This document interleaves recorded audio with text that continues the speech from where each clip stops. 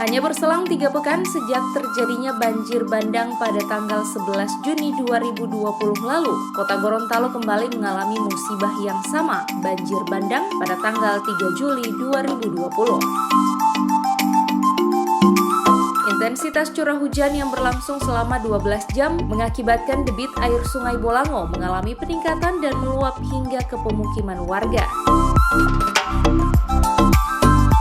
Wilayah yang berada di bantaran Sungai Bone, yakni Kelurahan Kampung Bugis, Kelurahan Padebuolo, dan Kelurahan Ipilo, merupakan wilayah yang rawan banjir sehingga membuat warga harus mengungsi ke sejumlah tempat.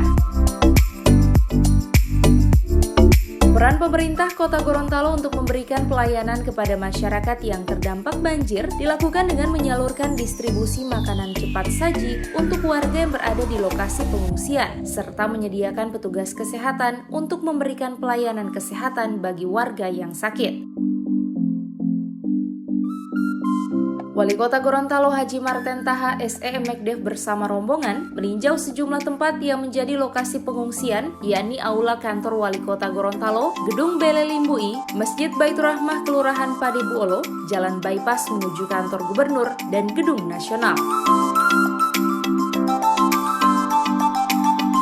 Wali Kota Gorontalo Haji Marten Taha SE Mekdev mengatakan, untuk banjir bandang kali ini lebih besar dibanding banjir bandang sebelumnya, sehingga seluruh masyarakat diharapkan meningkatkan kewaspadaan dan harus mengungsi ke tempat yang telah ditentukan oleh pemerintah. Banjir ini seperti tanggal 11 Juni yang lalu atau 3 minggu yang lalu, malah ini kalau lihat situasinya lebih besar daripada yang tanggal 11 Juni. Maka oleh karena itu kami lebih minta kepada masyarakat untuk waspada dan jangan berada di rumah kalau terancam. Kami sudah menyiapkan tempat pengungsian ada 5 titik.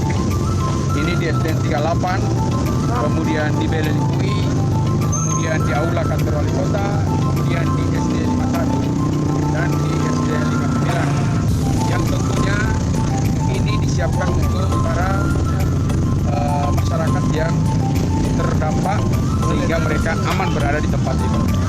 Yang kedua, kami saat ini sedang mendistribusikan makanan siap saji yang harus mereka konsumsi pada malam hari ini karena